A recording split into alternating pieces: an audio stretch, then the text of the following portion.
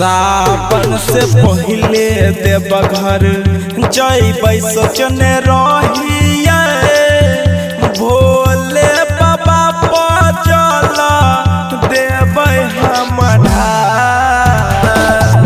सावन से पहले देव घर जैबै सोचने रहिए भोले बाबा पर चला देबै हम ढाल।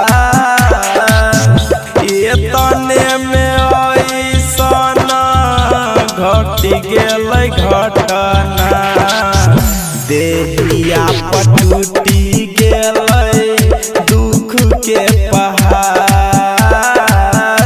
एतने में ऐसन घट गेलै घटना देहिया पटूटी गेलै दुख के पहाड़।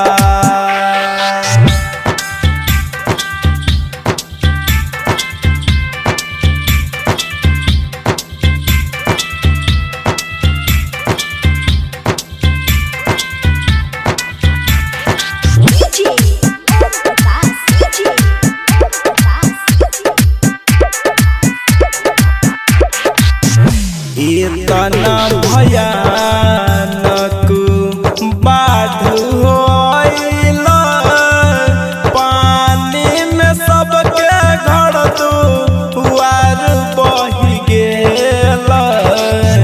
इतना भयानक बाढ़ होइल पानी में सबके घर दुआर बहि गेल। फुट कानै छै दुनिया जहानमा तैयो ने देखै छहो भोले सरकार।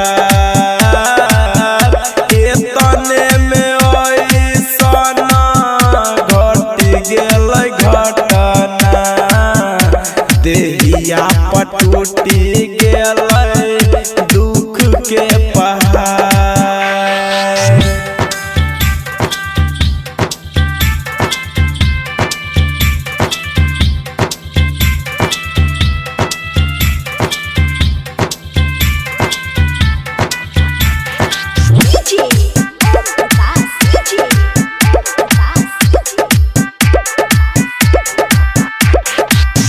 रोई रोई कहै छ सुनए हो बाबा करण सिंह देखले रहै पहलाई हवा।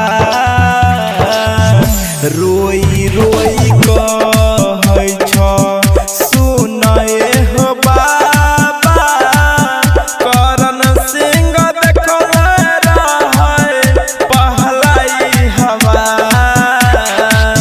सोचल सपनामा भेलै नै पूरा रहि गेल श्रद्धा सब अधूरा भगवान। एतने में ऐसन घट गेलै घटना देहिया पटूटी